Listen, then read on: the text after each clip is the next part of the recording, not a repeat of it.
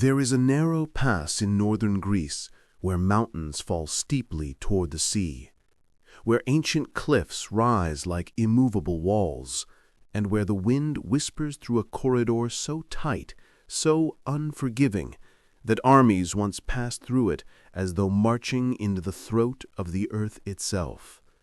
A place of hot springs in sulfur, of stone and silence, of a landscape shaped not by men, but by the patient, crushing force of nature.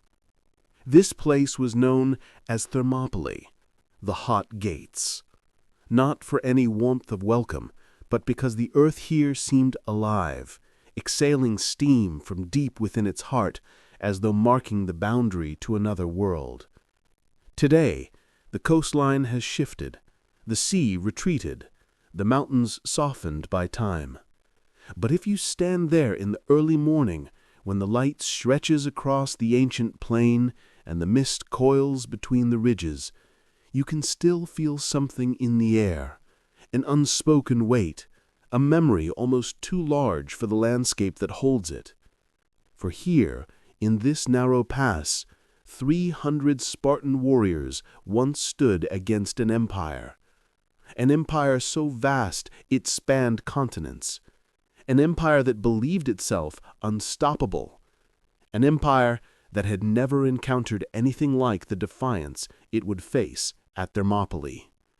This is not simply the story of a battle. It is the story of how geography becomes destiny, of how courage becomes a shield against impossible odds, and of how 300 men, knowing they marched toward death, carved their names into the memory of civilization itself. Thermopylae did not become legendary because the Spartans lived. It became legendary because they decided to die and chose where to do it.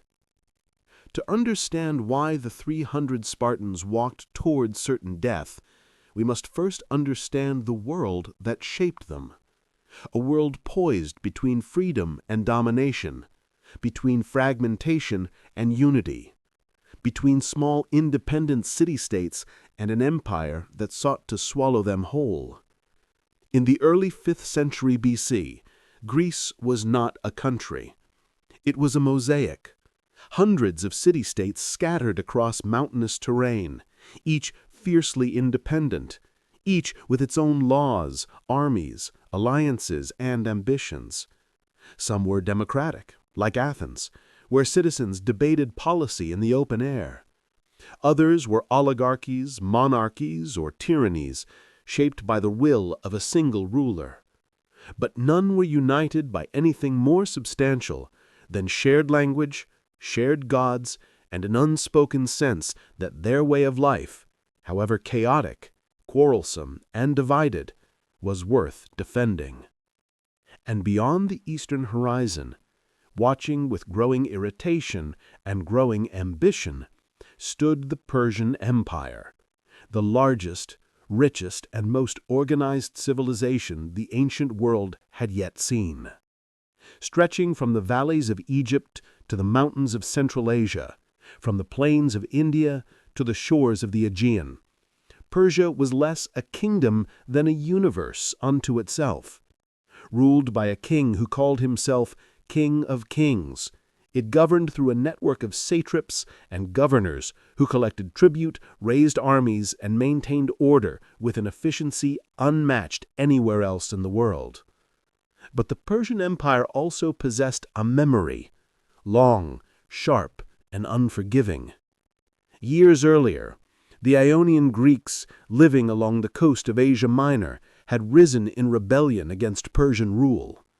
The rebellion had failed, but Athens, small and ambitious, had sent ships and soldiers to aid it. To the Persian kings, this was not just insolence, it was an act that demanded vengeance.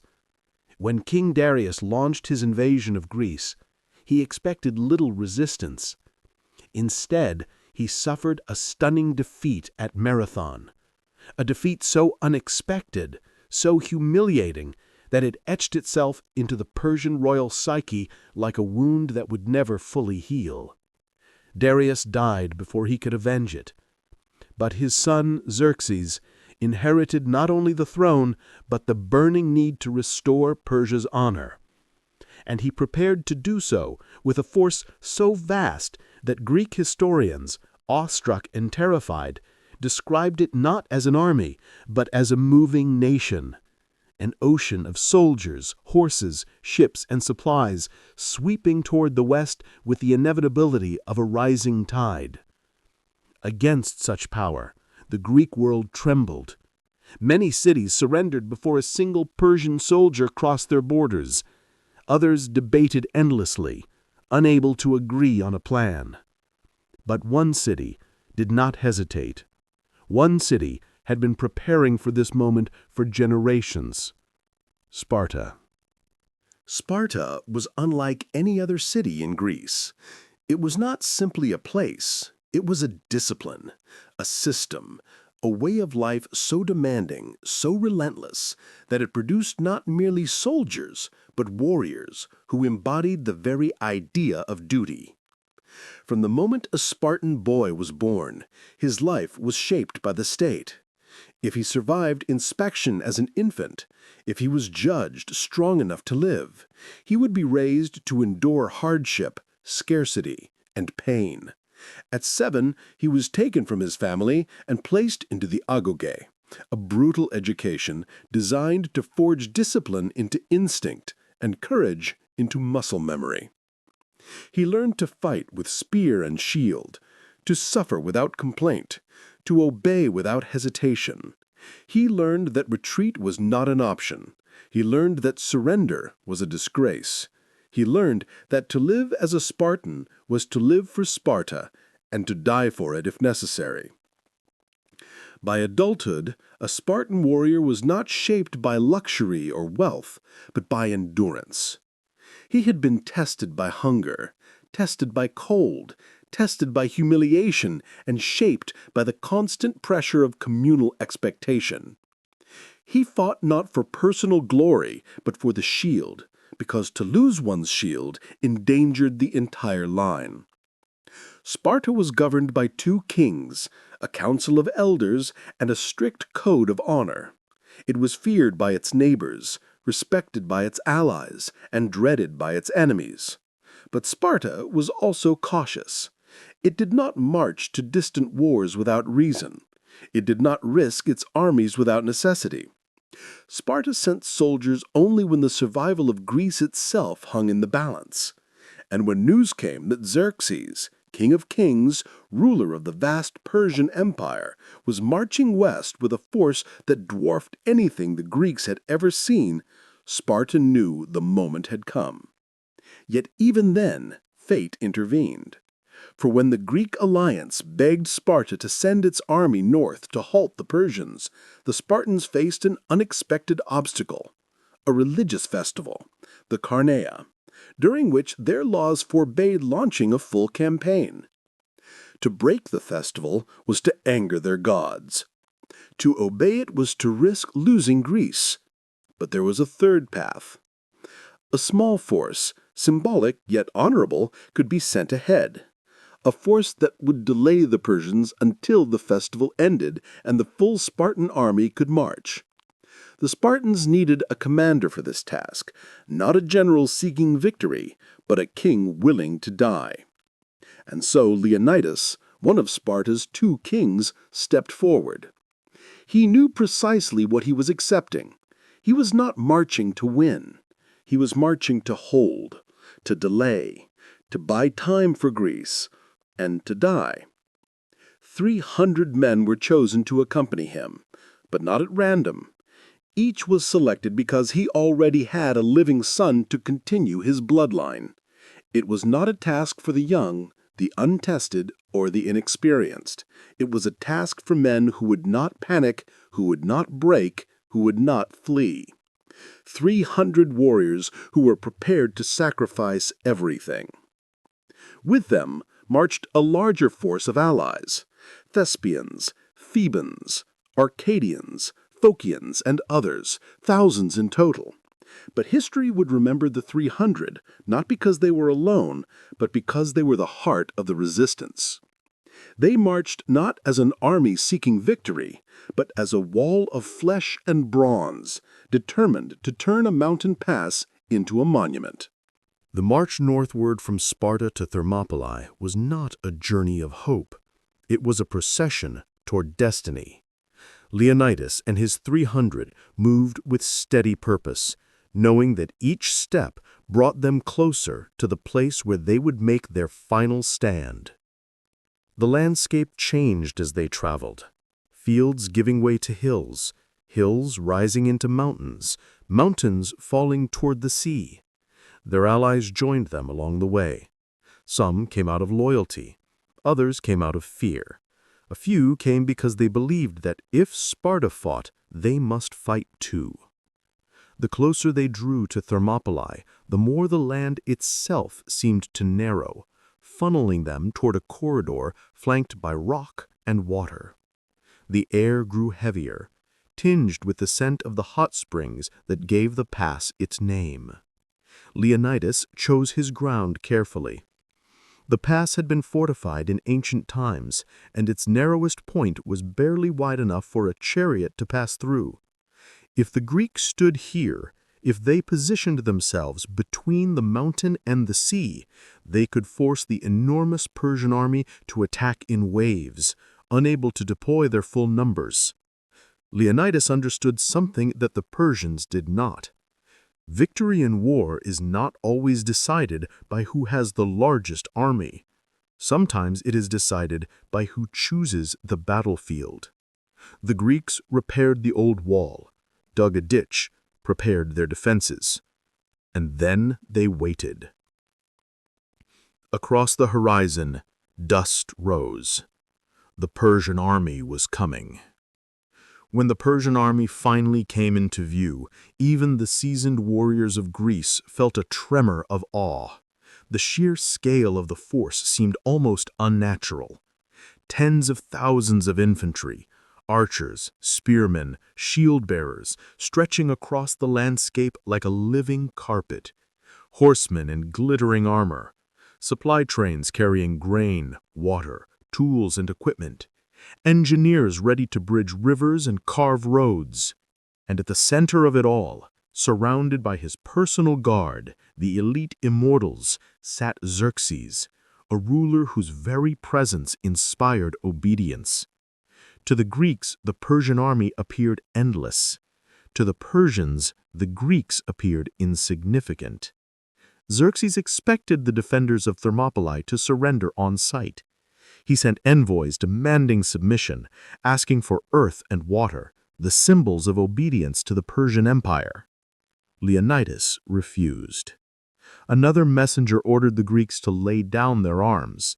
Leonidas answered with two words that would echo through centuries. Molon labe. Come and take them. But Xerxes did not attack immediately. He waited 4 days, confident that the Greeks, surrounded and outnumbered, would lose their will to resist. They did not. And so, on the 5th day, the Empire of Persia moved to crush the handful of Greeks who stood in its path. The morning the Persians attacked, the hot gates were shrouded in mist. The mountains loomed, silent and immovable. The Greeks stood behind their shields, spears angled forward, eyes fixed on the corridor from which the enemy would emerge. The Persian infantry advanced in waves. They expected fear. They expected retreat. What they encountered instead was a wall of discipline unlike anything they had faced. The Spartans fought in the tight phalanx formation, shields overlapping, spears braced, every movement synchronized. Behind them stood more Greeks. Behind those Greeks, more still. But it was the Spartans in the front ranks who absorbed the first impact of the Persian tide. The Persians came in numbers that defied comprehension, but the pass betrayed them. Only a narrow strip of ground allowed them to advance. Their vast numbers compressed into a column that could not maneuver. The Spartans pushed them back with brutal efficiency. They rotated their front line, keeping fresh fighters always at the point of impact. Their spears struck with mechanical precision. Their shields absorbed blows meant to shatter bone. Their discipline turned chaos into futility. Persian bodies piled at the base of the pass. Arrows darkened the sky, yet the Spartans moved as though guided by a single will. Xerxes watched from his throne. This was not the victory he expected. Frustrated, Xerxes sent in his elite, the Immortals, 10,000 soldiers trained to be the finest in the empire. They advanced with confidence, their armor gleaming, their discipline unmatched by any other Persian unit. But the Immortals found themselves trapped in the same narrow throat of land. Their numbers became their weakness. Their weapons were shorter than the Greek spears, their shields lighter, their armor less suited for the brutal, close-quarters combat forced upon them by the terrain. Hour after hour, the Immortals pressed forward, and hour after hour they were thrown back. Their reputation met a force that cared nothing for it. By nightfall, the Persians had failed to break the line. Xerxes, stunned and enraged, purportedly leapt from his throne 3 times in disbelief. 300 Spartans and their Greek allies had stopped the greatest empire the ancient world had ever known. But the Spartans knew this was only the beginning. For 2 days the Greeks held the pass. For 2 days the Persians bled against an immovable wall of bronze and resolve. But no wall is truly unbreakable. And the pass of Thermopylae contained a weakness, an ancient mountain path that curved behind the Greek position, a path known only to locals, a path guarded, but not well enough. On the evening of the 2nd day, a Greek named Ephialtes betrayed his homeland. He led the Persians up the hidden path, guiding them through the mountains to a point where they could emerge behind the Greek lines. Night concealed their movement. Dawn revealed their advantage. When the scouts rushed to Leonidas with news of the betrayal, the Spartan king understood at once what it meant. Their position was no longer defensible. The Greeks were surrounded. The pass was lost. Many of the Greek allies withdrew, ordered or permitted by Leonidas to save themselves and fight another day. But he and his 300 remained, joined by 700 Thespians who refused to abandon them, and a contingent of Thebans. They chose to stand, not because they expected victory, but because they believed that their death, defiant, public, unforgettable, would inspire the Greek world to rise. Leonidas knew what dawn would bring. He knew that his final hours had come. The sun had barely risen when the Spartans formed their line for the last time. Their spears were shattered, many had switched to swords. Some relied only on teeth and hands. But their resolve was unbroken. The Persians advanced from both sides, their numbers overwhelming.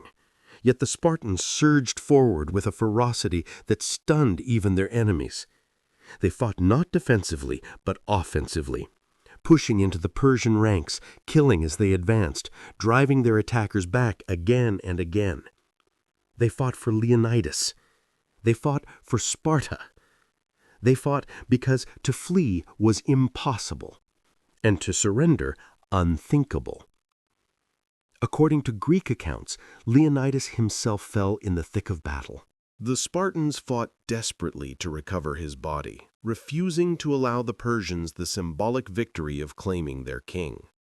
They succeeded, for a moment. But numbers cannot be denied forever. As wave after wave of Persian soldiers crashed upon them, the Spartans formed a final circle around the remaining ground. Shoulder to shoulder, backs to one another, they continued to fight long after hope had vanished. Their end was not quick, it was not gentle, but it was recorded across time as an act of courage so absolute that even their enemies remembered it with awe. By midday, the last Spartan fell. When the battle finally ended, Xerxes surveyed the field. Thousands of Persian bodies lay at the entrance to the pass. A fraction of Greek bodies lay around the final Spartan position, and in the center, surrounded by blood and bronze, lay Leonidas. The Persians had won the pass, but they had not broken the Greek spirit. The sacrifice of the 300 spread across Greece like fire across dry grass. Cities that had wavered now found resolve. Athens evacuated its population and prepared its navy. Sparta mobilized fully. The Greek alliance, once fragile, now possessed a martyrdom that demanded victory. Within a year, the Persians would suffer a devastating naval defeat at Salamis. Months later, they would lose on land at Plataea. The invasion would collapse. Greece would remain free. And the spark that ignited this fire of resistance was lit at Thermopylae. Today, Thermopylae looks different. The sea has retreated. The pass has widened. The battlefield is quiet. But the memory remains. Monuments stand where the Spartans fell. Visitors walk where they once fought. Scholars analyze the tactics. Poets attempt to capture the emotion. And soldiers across centuries study the courage of men who fought without hope, yet fought all the same. The story of the 300 Spartans endures not because they won, but because they chose to fight when defeat was certain. Because they understood that some stands are not made for victory, but for meaning, that some sacrifices echo across generations, that some deaths are larger than life. Thermopylae reminds us that courage is not the absence of fear, but the triumph over inevitability. That duty, when embraced fully, can make even the smallest force unbreakable. And that in the face of overwhelming power, the human spirit can still carve its name into the stone of history. 300 men walked into a narrow pass and did not return. But their legacy did. Their stand became eternal. Their courage became legend. Their sacrifice became a symbol for all who face impossible odds. At Thermopylae, the Spartans did not simply resist an empire. They shaped the idea of heroism itself. And even now, more than 2,000 years later, the world still remembers the day when 300 warriors stood at the hot dates and met immortality.